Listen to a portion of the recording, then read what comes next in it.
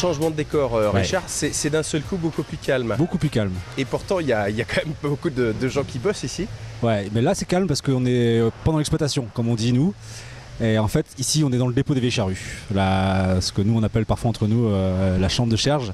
Qui nous manque beaucoup. Chambre de Serge. Serge qui était donc un salarié de l'association, qui a géré ce dépôt-là pendant quelques années, qui nous a quittés malheureusement il y a quelques mois. Même moi, quand je viens ici tous les jours, ça me fait bizarre parce que j'ai travaillé avec lui ici. Et on se voyait le matin, on prenait le café, on discutait, et puis on avait un peu la même vision des choses. Et donc c'est vrai que là, quand je viens tous les matins, des fois, j'aurais presque envie de le voir. Mais bon, il est pas là. Moi j'essaye. Donc cette année, j'étais avant dans ce qu'on appelle la logistique matérielle, qui est juste derrière nous là. Donc qui gère un peu tout ce qui sert à monter le festival. Ça va des petites cuillères au papier hygiénique, enfin tout ce que vous pouvez trouver sur le festival, ça passe par ici obligatoirement. Les moindres petits détails. Exactement. Ouais. Et donc j'étais avec Serge et puis donc je connaissais bien le dépôt. Donc cette année je me suis dit il faudra bien quelqu'un que le fasse. Donc je me suis proposé de gérer un peu le dépôt pour Serge. Il y a eu un année. côté un peu stand-by au moment du décès de Serge. Qu'est-ce qui va se passer? Serge, on peut pas le remplacer. Il y a un côté un peu orphelin. Totalement. On peut pas remplacer Serge. On peut trouver quelqu'un pour prendre le poste, mais Serge, on n'aura plus Serge. Voilà. Donc on a préféré au sein de l'association attendre que le festival se passe pour trouver la bonne personne, si on la trouve, si en cours. Et puis pour reprendre le poste de gestion du dépôt en fait. 7000 m², combien de personnes travaillent ici?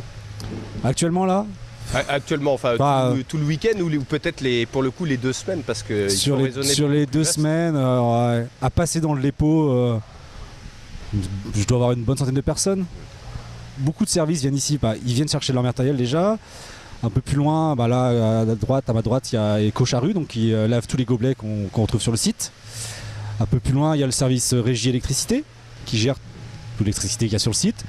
Après encore, j'ai la décoration des loges du site. J'ai aussi la signalétique.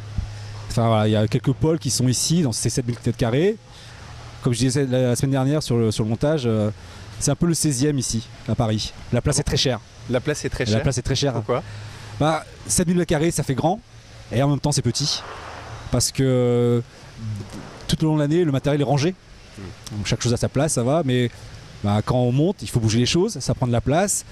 Il y a des véhicules, il y a des piétons, ça peut être dangereux, on ne sait jamais. Donc je dois faire la police pour dire non, toi tu te mets là, moi je mets ça là, enfin surveiller parce que tout le monde veut bosser, tout le monde veut mettre plein de volonté. Mais... Et c'est donc un bénévole qui fait la police?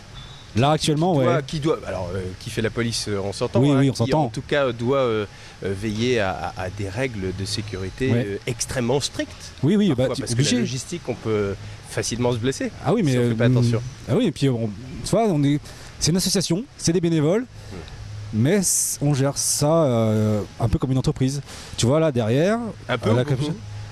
Un peu, parce que beaucoup, c'est pas une entreprise. Voilà, on demande pas un résultat, c'est des bénévolats. Oui, mais 13 millions de budget avec une logistique de 7000 m². Il y a des entreprises spécialisées dans la logistique qui feraient peut-être un travail aussi bon, mais ce serait plus les vieilles charrues. Les vieilles charrues, c'est des bénévoles, c'est des festivaliers, c'est pas une entreprise. Donc on leur donne les conditions d'une entreprise, le dépôt, le matériel, les véhicules.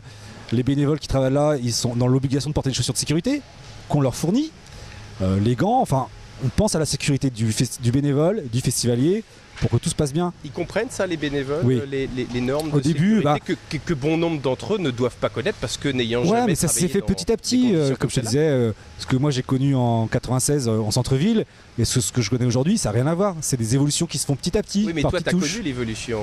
Mais les bénévoles aussi. Les bénévoles aussi, la plupart des bénévoles qu'on rencontre sur le site, ils sont là depuis quelques années.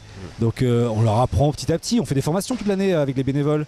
On leur offre des possibilités de formation sur les premiers secours par exemple, sur que faire en cas d'incendie, de la gestion aussi humaine, parce que des responsables d'assaut ou des responsables de stand, c'est pas leur métier de gérer des bénévoles.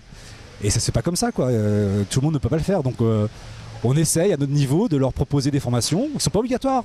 Ils s'inscrivent et voilà, on met ça en place. Quelle richesse pour le CV. Toute formation est un bénéfice. Moi j'ai appris des choses que je ne connaissais pas et j'apprends tous les ans. Tous les ans j'apprends des nouveaux trucs. Quel manager es-tu? Je sais pas. J'essaie de rester le plus humain possible. Alors des fois je vais être dur, par exemple sur la sécurité, avec des copains qui sont à côté là, bosser. Et je vais leur mettre des taquets des fois parce que non, tu te gares pas là, parce que voilà. Des taquets, ça veut dire quoi? Bah je vais des petites réflexions, ouais. Mais je vais le faire toujours sur le sens de l'humour. Parce que encore une fois, je rappelle, c'est un bénévole, il donne de son temps. En plus des copains. En plus, qui deviennent des copains. Donc c'est ça qui est difficile aussi à gérer. Mais il faut leur faire comprendre que pour leur bien, il y a des règles à respecter, mais il faut savoir le faire. Il faut rigoler, il faut échanger, il faut leur expliquer. Il y a beaucoup d'idées reçues là-dessus. On dit, il y a beaucoup de gens qui pensent qu'on ne peut pas travailler en famille, qu'on ne peut pas travailler entre copains. T'en penses quoi, toi? On peut le faire si on a les bonnes conditions pour le faire et si c'est fait intelligemment. C'est la cohésion en fait, c'est une cohésion de groupe qui se crée. On le dit souvent nous dans les différentes interviews, c'est les charrues, c'est une famille. C'est des gens qui se rencontrent, qui se croisent que pendant un an ils se croisent pas du tout, ils vont se retrouver pendant 2, 3, 4, 15 jours. Mais on retrouve des automatismes et puis on se donne des infos dans l'année, on s'appelle, on va pas se voir mais on va s'appeler. Et puis juillet arrive, dit, les charrues arrivent, je vais revoir un tel. Cette année je peux venir un peu plus tard, cette année j'ai pu me libérer, je vais venir plutôt donner un coup de main alors que c'est pas prévu. C'est une famille, c'est un lien qui se crée. Tu me disais que tu avais mis du temps à comprendre la différence d'investissement en temps, en énergie des uns et des autres. Ouais. Raconte-nous. Je suis, comme on le disait tout à l'heure, moi je suis bénévole depuis que je suis gamin et je trouve normal de donner du temps. Mais parce que j'ai les moyens, moi, dans ma vie, ce que je vis tous les jours, de pouvoir donner ce temps. D'autres personnes ont d'autres activités, d'autres responsabilités dans la vie civile, je vais dire. Et ce que je fais, je ne peux pas lui demander de le faire. Parce qu'il n'a pas la même vie que moi, cette personne. Donc au début j'avais beaucoup de mal, je dis non, tu es bénévole donc tu dois donner de toi-même parce que c'est la jeunesse qui te rendait je pense, difficilement ouais je pense, et puis voilà, c'était mon caractère, mon point de vue, et puis tu mûris, et puis tu rencontres les gens, tu apprends à les connaître, savoir un peu leur vie aussi, de ce qu'ils font à côté quoi. Et puis tu te dis en même temps c'est déjà pas mal qu'ils soient là. Voilà, il est bénévole, il donne son temps. Ça non, c'est moi qui j'ai compris, en parlant, en échangeant avec les autres, formé sur le tas en fait.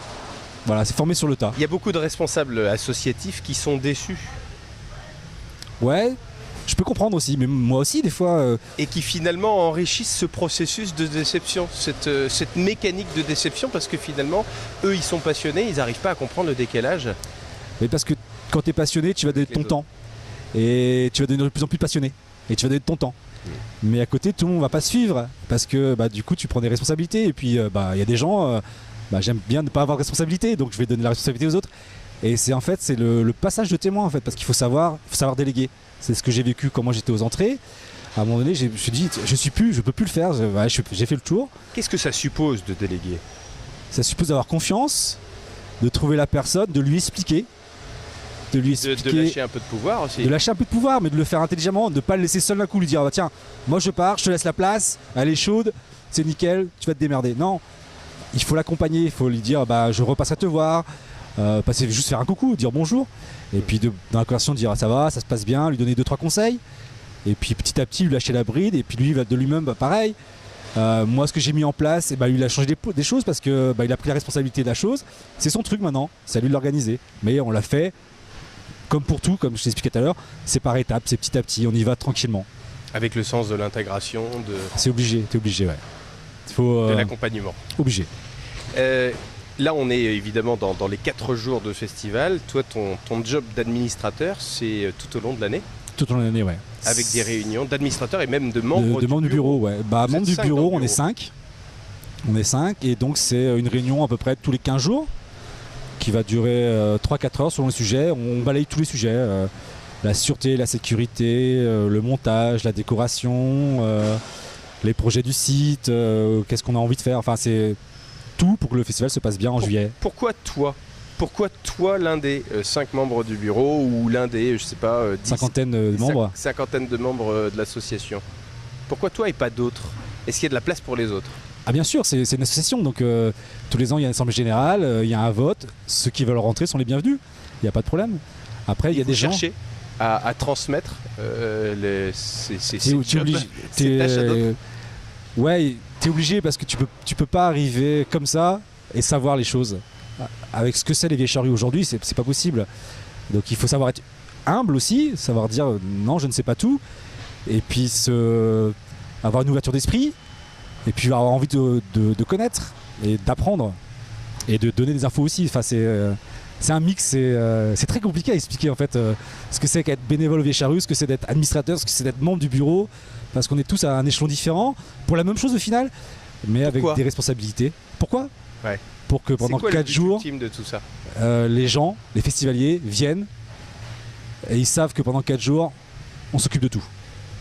Voilà, ils viennent avec leur tente, pour ceux qui viennent camper, ou ceux qui viennent que pour une journée. Voilà, je suis invité chez toi, je pose des pieds sur la table, je fais le reste. C'est un lieu de vacances ici ? Alors, je pense pour certains, ouais. C'est à mon appart. C'est pendant 4 jours, on est déconnecté. Tu es un hôtelier en fait. Ouais, c'est ça. Plein air. Ouais, peut-être pas un hôtelier, mais ouais, ça se rapproche. Ouais, c'est offrir aux gens un rêve de voir des artistes que peut-être ils ne verraient pas parce que les artistes, c'est dans les grandes salles. Souvent, c'est sur Paris. C'est cher aussi d'aller voir un concert aujourd'hui, c'est cher. Et c'est de leur offrir la possibilité de voir chez eux ce qu'ils n'auraient peut-être jamais vu. Et qui viennent et voilà, ils savent que du parking jusqu'au site, ils seront en sûreté. Qu'une fois arrivés, ils auront à manger, à boire, de quoi se laver, de quoi aller aux toilettes, enfin tout, comme à la maison, mais ils n'auront rien à faire. Nous, on est là pour s'occuper d'eux. Dernière question avant d'aller à la Garenne. La Garenne, nouvelle formule. La Garenne a déménagé, on va aller lui rendre visite dans un instant. Et par ailleurs, pas que administrateur, tu travailles à la ville de Carhaix, aux espaces verts, et tu prends 3 semaines de congé chaque été, à chaque festival, pour venir ici. C'est quand même remarquable. Je sais pas si c'est remarquable. Moi, c'est un truc qui me tient à cœur, les charrues. Je peux pas t'expliquer. C'est un truc qui est en moi. Pendant 15 jours, 3 semaines, totalement addict. Je pourrais pas m'en passer. Pendant 3 semaines, pareil, je vis autre chose. Je suis dans un autre monde. Je vois des gens que je ne vois pas le reste de l'année, des corps de métier que je ne fréquente pas. Et ouais, je vis dans une bulle pendant 15 jours. Alors du coup, est-ce que tu as eu peur l'année passée lorsque les objectifs financiers de l'année 2013 n'ont pas été atteints ? Peur, bien sûr. Parce que, peur de voir le festival vaciller. En difficulté. Bien sûr, on a peur, mais après on se dit, on sait faire.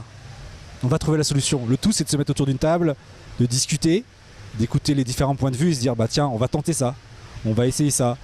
Ça, on a raté. Pourquoi on a raté ? Trouver les raisons, les expliquer et puis essayer de trouver la solution. C'est peut-être pas les meilleures solutions parfois. On s'est planté aussi, ça nous arrive de nous planter comme tout le monde. Mais c'est d'apprendre de nos erreurs pour évoluer. Et tu vois, on a le droit d'échouer ici ? Mais bien sûr, on peut échouer. Après, c'est juste de l'accepter, d'avoir échoué et de tout faire pour rebondir en fait. C'est ça. Et puis toujours se remettre en question en fait. C'est ça aussi les Vieilles Charrues, c'est se remettre en question. Tu vois, tout à l'heure on va aller sur Guernic voir le changement de scène. C'est une remise en question aussi, tu vois. C'est de savoir accepter, de se dire, faut pas rester comme ça à attendre.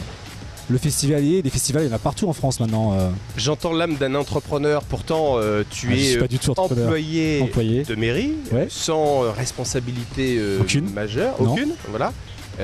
Et pourtant, tu es employeur en tant que membre du bureau d'une association. Ouais, on peut dire ça, mais comment tu gères cette je le gère pas. Je le gère pas parce que dans ma tête, je suis pas un employeur.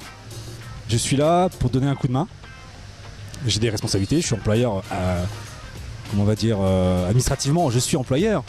Mais quand je suis avec les gars, que ce soit la régie technique ou les bénévoles, je suis au même niveau qu'eux en fait. Parce que, encore une fois, on a le même but. Que ce festival fonctionne et que les festivaliers viennent, soient contents de venir, et que quand ils partent, ils se disent putain, vivement l'année prochaine quoi. Voilà, ça. Donc moi, je me mets au même niveau, on fait la même chose. Pendant le reste de l'année, je suis peut-être patron, on va dire ça comme ça, mais pendant... ça y est, tu l'as lâché le mot. Ouais, j'aime pas ça. Mais pendant les 15 jours, moi je suis au même niveau que les autres. Je suis là pour travailler bénévolement, donner un coup de main. C'est important l'humilité. Je pense, ouais.